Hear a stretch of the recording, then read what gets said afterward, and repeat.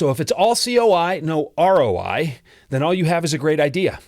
If it's all ROI and no COI, you probably don't have their interest in the first place. So you need a healthy mix of both, and you have to get the order right. So what do you do to maximize that emotional connection? It's really good questions in discovery. My name's Jeff Bajorek, and my career in sales has been a hell of a ride.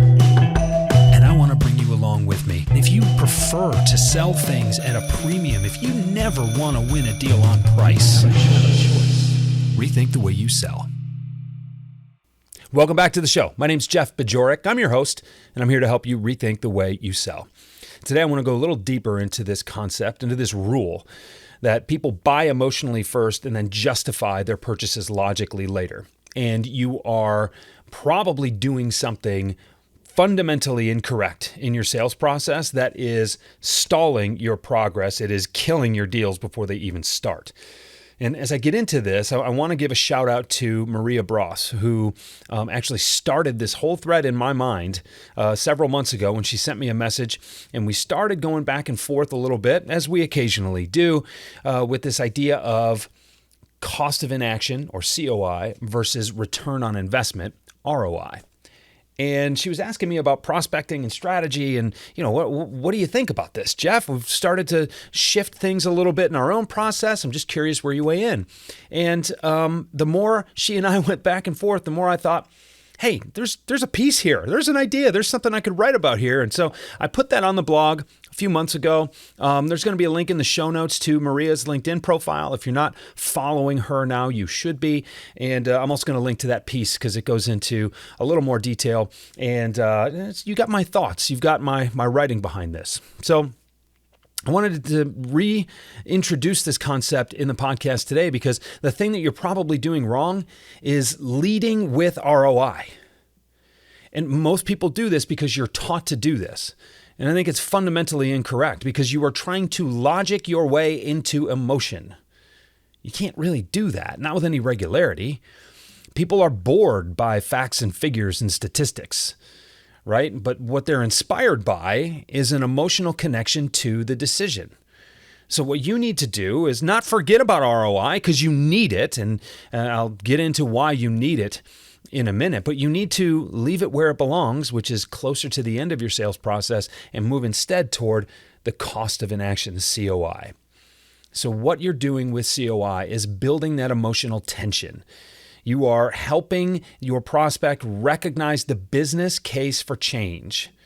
Now, ROI is going to come later. That's the reward that they get when they justify their emotional purchase. But they need to know what happens when they win. They need to know what doesn't happen if they don't get this done. They need to know what becomes possible if they can get to where they want to be as a business, as a person, depending on what it is that you're selling, if you're selling a personal solution or a business solution. But everything that you do in your prospecting, in your discovery, even in the first part of your presentation or your recommendation that you're making, should be based around the emotions surrounding this decision. This is where, you said this before, no tension, no sale. That tension needs to be around the cost of inaction. They need to know that this is a decision they need to make. It doesn't mean that it needs to be with you just yet, and I want to be careful to point that out. You're not twisting their arm talking to them about your solution just yet. You are getting them emotionally invested in making the decision. One of the biggest reasons that most pipelines are bloated, one of the biggest reasons that deals don't close, they slow down, they stall out, is because there's no tension, there's no emotion in that decision. There's no reason for them to keep moving. That cost of inaction is too big for them to stop. They should continue through their buying process. That's what you want to get them involved in. But here's the other part, and here's where you're not wrong to use ROI. You're just using it at the wrong point in time in your process. With all that COI and all that emotion built up, they're ready to move forward. But if there's not a clear return on investment, they're at risk for something even more emotional, and that is failure, right? So there needs to be that justification. If everything is about the cost of inaction, if everything is about you should do this and you should pick this up and you should stop doing this or you should make this change, whatever that is, well, without a clear return on investment, that's just a good idea. And good ideas that don't have returns on investment don't often get made. Those decisions don't often get made. If you're making a case with just a return on investment, there's not enough emotion in it to make the decision. It doesn't have their interest, right? So if it's all COI, no ROI, then all you have is a great idea. If it's all ROI and no COI, you probably don't have their interest in the first place. So you need a healthy mix of both, and you have to get the order right. So what do you do to maximize that emotional connection? It's really good questions in discovery. It's making them feel connected to you. It's making them feel as if you have an understanding of their situation. It's creating that tension. It's creating that context. It's demonstrating your expertise, and it's also creating that feeling of comfort that they can move forward, provided that the math works out. And then you come in with a beautiful ROI that says, if you make this decision now, it's going to cost you X, but you're going to profit Y at the end of the day. And that's also going to enable, that Y amount of profit is also going to enable you to invest in the company's future. That's the way things should flow. But if you just lead with spend X with us and you'll get Y, they're not going to have any context for why that means anything to them. And that's why you're setting yourself up on the wrong foot. You're skipping an important part of the sales process. You can't just lead to the win. There's a lot that you have to get done and you have to get established before you get to that point. So I want you to continue to think about this. I want you to continue to think about how important emotional tension is in your process and how you can add more of it, how you can increase the amount of it throughout your sales process in order to maximize your prospect's willingness to make a decision.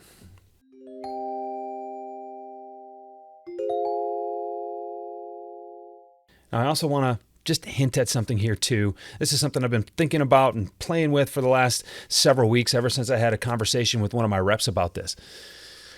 Tension and emotion are very complex things. And what a lot of sales reps are taught to do is to increase or exacerbate the amount of pain in the prospect's mind, right? We want them to feel so uncomfortable with their current situation that the nearest and most obvious point of relief is by buying something from you to make that pain go away. Well, here's the thing. When it comes to tension, you also have to have some kind of balance between negative emotion and positive emotion. And it's really similar to COI versus ROI. If it's all COI, it's just a great idea. If it's all ROI, then there's no interest in it. Well, if it's all positive emotion in your tension, if it's all positive emotions creating that tension, well, then it's just a really good idea, but there's probably not enough in it for them to justify their purchase. It'll feel like a vanity purchase or a vanity decision. Well, if it's all negative emotion, then you're likely to tip that point on the scale where you make them feel bad for not doing anything, and people don't like to be guilted into making decisions. They don't like to feel bad about the decision. They don't like to feel shame. And that's what a lot of sales reps push their prospects into, and that's why so many people are so dissatisfied with their buying experiences. So what you have to do is find some balance. You're creating tension with both positive and negative emotions. And while the pain of inaction may be greater than the pleasure of success, and you may factor that into your balance, I don't know what your exact ratio is, but if there's too much negative emotion in the deal, that deal is likely to not happen because your prospect is going to feel silly. And you don't want that to be the beginning of your partnership. By the same token, you need to make sure that it's not all positive, right? Because then they aren't going to feel as if they can justify it to the people that they report to. So make sure that there's a healthy balance of your negative and positive emotions in this as you're building your business case. It's not just if you don't make this decision, your business is going to suffer.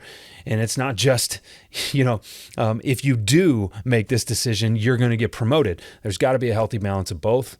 And if you're not mindful of that, you're losing deals that you would otherwise win. Your solutions are better, and they deserve you representing them better than you are right now. So those are my thoughts. distilled into about 10 minutes or so here on the podcast. Thank you for sharing those last few minutes with me. Next week, we're going to talk about a lesson that I learned very early on in my career, and it's been really powerful for me. And then the week after that, I'm excited to share my conversation with Jeffrey Gitomer with you. Jeffrey was really the first person, and I don't know if he invented this concept, but he certainly distilled it for me. And he was the first one that I heard say, people buy emotionally first and justify their purchases with logic later. And that was very formative in how I learned to sell and how I developed throughout my career. So excited to share that conversation with you in 2 weeks. I just recorded it the other day, and it was a fun one. So thank you for being here with me today. Oh, and I almost forgot my kind of episode ending question for you. Where can you be more cognizant of the emotion you're creating? Whether it's in your prospecting, whether it's in your discovery, whether it's in presentation, where can you be more cognizant of that emotion? And where can you build that business case around the cost of inaction? Can you do that in more than one place in your sales process? Is that something you can do throughout your sales process to make sure that there's enough momentum to push this deal all the way through the finish line? That's something that if more sales reps would think about it, more sales would be made. Thanks again for being here. I'll talk to you again soon. Rethink the Way You Sell is a Pod About It production. It's mixed and edited by Doug Branson, with music by Blue Dot Sessions and Doug Branson. This podcast is masterminded by Jeff Bajorek.